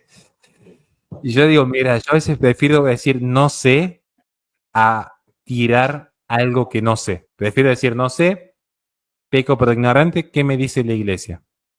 Y me sorprende porque son temas muy complejos. No sé qué opinan ustedes al respecto. Bueno, sí. La verdad que si queremos complejizar algo e ir por una teología especulativa, netamente especulativa, siempre está el riesgo, ¿no? de caer en un error. Ciertamente sí, es cierto. Pero la idea en particular de desarrollar un poco el concepto de persona en Dios y cómo es que se da en este caso, viene de la mano también porque es muy importante en el sentido en el que, como se habla de una comunidad de alguna manera, ¿no? Como que Dios tiene en su esencia estas relaciones, de esto de lo que habla la teología hoy por hoy, hay como una comunidad, ¿sí? La persona como comunidad, o Dios como una comunidad de personas, mejor dicho, y entendido esto, cómo se refleja en la eclesiología, e incluso también cómo se refleja el concepto de persona, analogándolo con la persona humana y entendiendo la dignidad humana. Entendiendo un Dios personal, nosotros podemos entender la dignidad humana. Si no, esto es algo que siempre me dejaba pensando, buscar un fundamento natural de la dignidad humana, ¿no? Es como que siempre se me hizo imposible a mí buscar un fundamento natural, netamente natural de la dignidad humana, digamos. O sea, nunca lo encontré. Yo personalmente nunca leí a alguien que lo haya encontrado, que me haya dejado satisfecho al respecto. Siempre el concepto o el fundamento de la dignidad lo encontrás justamente en estar hecho a imagen y semejanza de Dios. Y es por eso que nosotros también entendemos esta dignidad humana a través de estos conceptos. Digamos, si nosotros no tenemos estos conceptos o la filosofía no nos acerca a ciertos conceptos que luego nosotros utilizaremos de manera análoga para con Dios, porque siempre, o sea, volver a decir esto parece muy repetitivo, pero es importante entender la dinámica de Dionisio Areopagita, ¿no? O sea, o del pseudo Dionisio Areopagita, como dicen. Entender esa dinámica de conocer a Dios por lo que nosotros sabemos que hay de bueno en el mundo, luego negarlo totalmente, porque Dios no puede serlo de esa manera, y luego afirmar análogamente, ¿no? De alguna manera nosotros este procedimiento siempre nos lo estamos recordando, cuidando las palabras, resignificando palabras, tratando de darnos a entender. Por eso me gustó mucho lo que dijo Horacio al principio, o sea, él puso en juego y puso sobre la mesa todas las problemáticas que hay en relación a esta temática. Nosotros lo hicimos en los dos primeros encuentros que tuvimos sobre este es el tercer encuentro, ya tuvimos dos, uno en mi canal hace un poquito más de un mes y uno un par de semanas atrás en el canal de Michele, y realmente, bueno, hicimos aclaraciones al respecto de qué es lo que estamos por decir, de qué manera vamos a abordar la temática, y acá nos permitimos algunas licencias para poder pensar. Así que no hay problema, Horacio, si estás diciendo algo que podríamos decir, a mí me gustaría ver un hombre pensando, ¿sí? Con esa licencia, digamos, aunque uno entiende que estos lugares públicos es más difícil, ¿no? Porque siempre te pueden captar y sacar de contexto. Entiendo eso también, Horacio. Por eso entiendo también tu precaución al respecto. Pero bueno, yo la verdad que no tengo en ese sentido un problema. A mí yo no soy una figura pública, así que, o como Horacio al menos, sino. Yo trato de arriesgar, de pensar, o por lo menos de tomar lo que van diciendo y ponerlo sobre la mesa, ¿no? O sea, poner esta cuestión al ruedo para ver si es que realmente, por ejemplo, el tomismo lo soluciona o no lo soluciona, si hay algunas cuestiones a las cuales se van teniendo problemas o no van teniendo problemas en la discusión. Y yo creo que hasta ahora estamos de alguna manera expresando que la problemática de la sustancialidad y de la personalidad en Dios no es menor. Y eso es lo que a nosotros nos gustaría que les quede. Obviamente que de acá no se van a ir con todas las ideas claras, porque este tema, o sea, gente que estudia años y años no tiene las ideas claras, imagínense si nosotros en 1 hora 40 vamos a poder hacerlo, ¿no? Evidentemente que no. Pero ciertamente la idea es que ustedes se vayan con algunas nociones de la importancia que tiene un término persona, un Dios personal, para una sociedad, y no un Dios aristotélico, por ejemplo, ¿no? Como el que se mencionó acá, que comparte algunas características con un Dios cristiano, pero que esencialmente no tiene nada que ver. Si es que tomamos, o sustancialmente, no tiene nada que ver si tomamos las relaciones sustanciales, ¿no? Bueno, no, en ese sentido. Entonces, esa es la idea, digamos. Creo que yo me voy en ese sentido satisfecho, porque hemos podido hacer notar la dificultad ¿Y por dónde podemos empezar a pensar la cuestión o sentarnos a leer la cuestión 29 de Santo Tomás, el artículo cuarto? Bueno, todos los artículos, pero el artículo cuarto en particular, donde habla de esta temática. Y se puede ir profundizando sobre esto. Leer a San Víctor, leer incluso a Boecio. Es interesante porque el artículo que yo les mencionaba, este del concepto trinitario de persona, explica de manera sintética cómo es que Boecio, o qué es lo que estaba pensando Boecio, qué quería solucionar, cómo llega al concepto de persona, ¿no? Y cómo ninguno, por ejemplo, él hacía hincapié en que ninguno de los conceptos de naturaleza que él tenía a disposición le servían y tuvo que imponer otro, un nuevo concepto de naturaleza para que le cierre, digamos, su concepto de persona. Entonces, es interesante, digamos, que la gente pueda profundizar y pueda entender que las temáticas se terminaron resolviendo en concilios, pero que tuvieron muchísima discusión teológica y filosófica. Así que nada, eso, Michele querido, te doy la palabra. Sí, bueno, si quieres ya como a modo también de conclusión, ¿no? Que ya nos acercamos a las 2 horas también.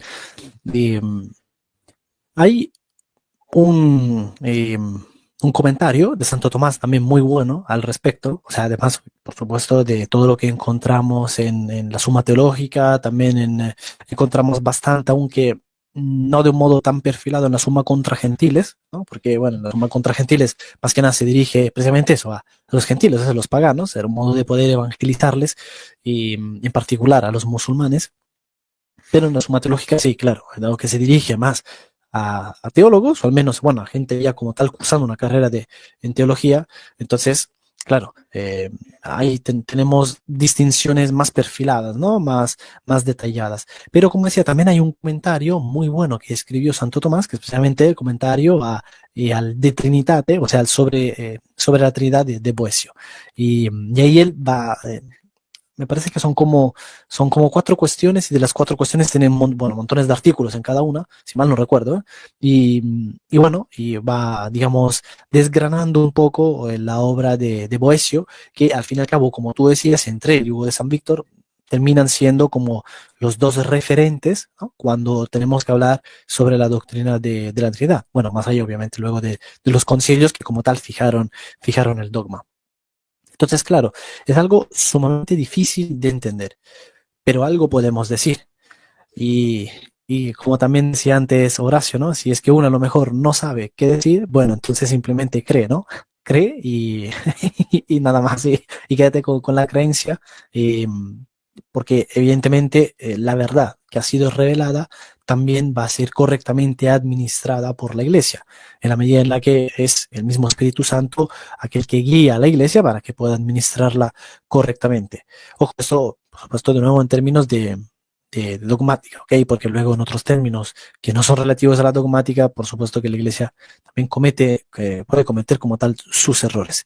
Pero en esto que es lo importante para nosotros, que es el fundamento de nuestra fe, debemos creer el dogma profesado por la Iglesia, y si es que logramos poder decir algo al respecto, pues entonces que lo hagamos, ¿no? Aunque si esto fuera un mínimo, algo tan mínimo como en lugar de usar todos estos conceptos, todos estos términos, ¿no? Que nos remiten estos conceptos tan profundos y tan difíciles, complejos de entender, ¿no? Como de nuevo persona, hipóstasis, supuesto, relación, procesión, sustancia, esencia, naturaleza, o sea, todas esas cosas que como tal son propias de la filosofía y que la teología toma para poder hacer inteligible el dogma. Simplemente si es que quisiéramos decir, bueno, hay algo. En ese algo, que es Dios, pues entonces encontramos como tres algos que son ese algo mismo, o sea, que comparte como tal esa misma esencia, ¿no? O sea, aunque si solo fuera con palabras así como con nociones tan mínimas, pero bueno, que podamos al menos poder tener cierta inteligibilidad, porque en la medida en la que inteligimos, en la medida en la que entendemos, y aunque sea en un grado mínimo, este dogma, pues vamos a poder vivir nuestra fe de un modo mucho mejor y también de un modo mucho más seguro. Porque sin duda, si es que no se entiende algo, cómo podemos amar ese algo, ¿no? De hecho, es una de las máximas que tenemos tanto en filosofía como en teología. No se ama aquello que no se conoce. Por lo tanto, pues para poder amar a Dios de un modo más perfecto, necesitamos conocerlo, aunque sea en un mínimo, ¿no? En lo que respecta a su esencia, o sea, a la Trinidad.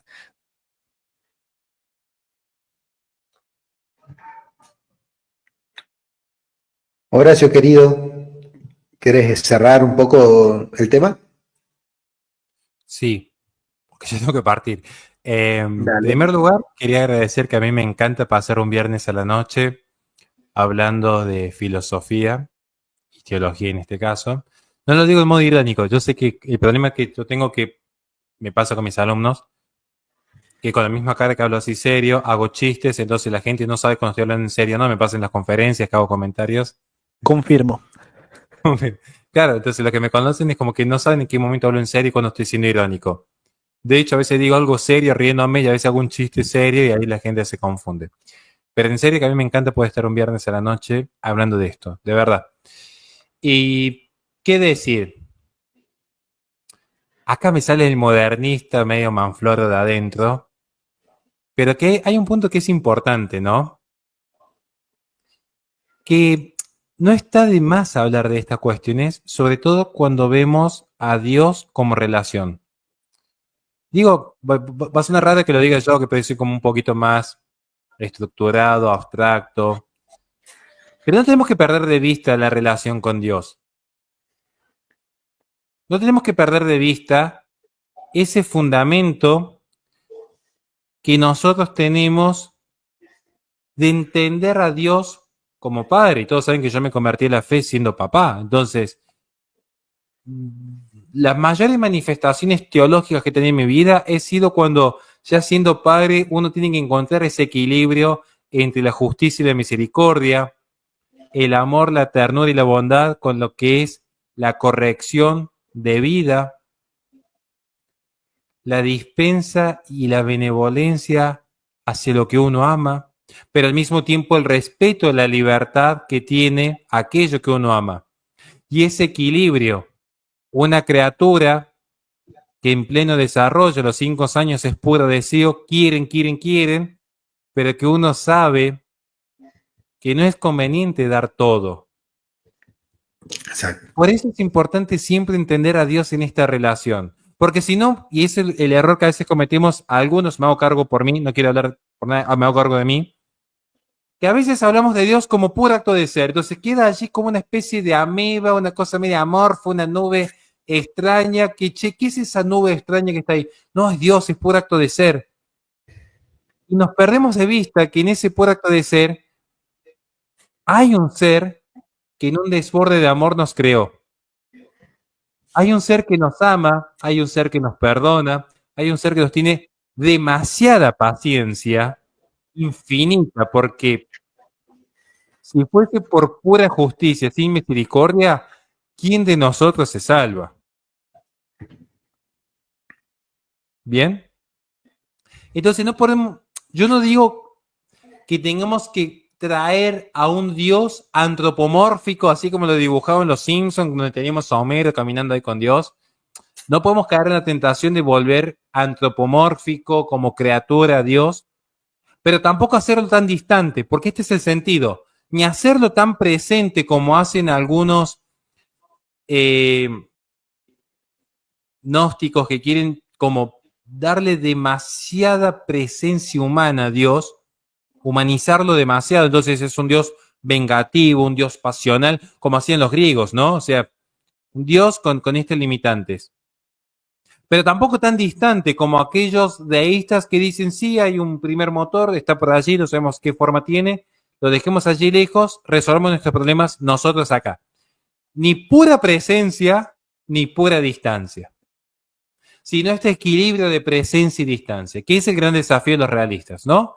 Entender todo en esta relación de presencia y distancia, como el amor sano, como el amor de un novio sano, ni tan absorbente que no permite ni siquiera que la novia estudie, ni tan distante que se olvide hasta la fecha de cumpleaños. Siempre en esa relación sana, porque la relación sana es lo que pretende Dios de nosotros. Y creo que allí encontramos el gran misterio de Jesucristo. Siendo verdadero Dios, siendo infinito, toma una naturaleza finita. Siendo verdadero hombre es verdadero Dios y siendo verdadero Dios es verdadero hombre. Porque es ese nexo, esa comunicación, lo explica Santo Tomás de Aquino en su catecismo, cuando desarrolla el credo, porque era conveniente que sea Jesucristo quien nos juzgue en el juicio final. Además de que no podríamos tener visión beatífica si fuésemos hallados culpables, pero también por ese sentido de misericordia que siendo ya Dios en la persona de Jesucristo, verdadero hombre, nos va a ver con esos ojos misericordiosos porque es un hombre que también se nos presenta ante nosotros. Entonces, ahí está ese punto de conexión, esta relación. Creo que es importante porque si no hablamos de la relación siempre tan abstracto y yo no quiero hacer una visión antropomórfica de Dios, pero tampoco hacer una relación tan distante. Es un Dios de misericordia, es un Dios Padre, es un Dios que nos ama, es un Dios que se entregó a sí mismo para la redención de nuestros pecados. Es aquel que propicia con su providencia todo lo que existe en el cosmos y es a Él a quien debemos todo honor y gloria. Perdón por la extensión. Muy bien, Horacio. Hay cosas que siempre me quedan ahí como para seguir conversando, ¿viste? Pero a veces me preguntaba si el es intensivo no es justamente en esta calidad de participación, ¿no? Con la divinidad que tiene toda la creación, no es justamente darle sustancialidad a la relación, porque todo está participado, ¿no? Como que todo participa, todo tiene una relación intensiva. Si la sustancia no le debe ser sustancia a la relación, es una buena pregunta. Para mí no. Es algo que una cuestión filosófica, ¿no? Ni siquiera teológica, podríamos resolverlo en la filosofía y después ver sus implicancias teológicas, pero a veces cuando uno dice, o sea, yo desde que leí, al principio no entendí qué quería decir Castellani cuando decía que era la categoría más difícil, la de relación, y ciertamente luego ir profundizando la cuestión, me doy cuenta, digamos, y teniendo estas cuestiones también no presentes, uno entiende que el concepto de relación es algo que puede darse o puede abordarse con mayor profundidad o con otras aristas. El asunto es que también tiene serios riesgos, ¿no? De establecer una realidad, podríamos decir como fundamento la relación, caer en ciertos relativismos, ¿sí? Porque de alguna manera sin unidad no puede haber diversidad. Así que bueno, es como que es toda una cuestión. Yo les dejo mis pensamientos así al aire, hermano, no es que simplemente para que ustedes puedan entender que uno por ahí no se queda con todas las ideas claras y distintas, ¿no? Pareciera ser que si te subís acá tenés que tener todas las ideas claras y distintas, ¿no? Y bueno, yo no sigo en el camino del pensar. Así que bueno, gracias, Miquel, querido. Cerrá vos el programa, por favor. Y como no iniciamos con oración, me encantaría que la cierres con una oración, que la guíes, Miquel, querido, por favor. Ujú. Perfecto, bueno, muchas gracias entonces otra vez a ti, querido Guillermo, también a ti, querido Horacio, de verdad, un honor y un placer, un placer y un privilegio poder estar con ustedes, y bueno, al doctor Daniel que estuvo también antes aquí, y bueno, gracias también a todos los que han estado siguiéndonos, y esperamos que, pues, de algún modo, aunque les hayamos dejado seguramente con muchas preguntas, pero que esperamos que de todos modos les hayamos podido ayudar, beneficiar en algún grado.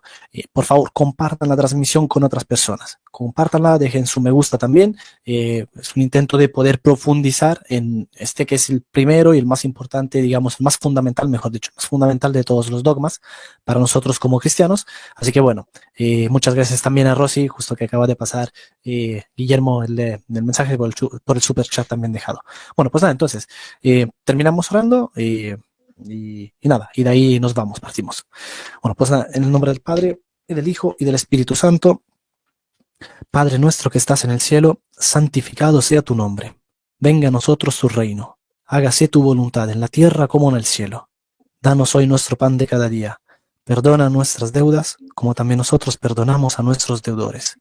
No nos induzcas en la tentación, y líbranos del mal. Santo Tomás de Aquino, ora por nosotros. Santísima Virgen María, ora por nosotros. En el nombre del Padre, y del Hijo, y del Espíritu Santo. Amén.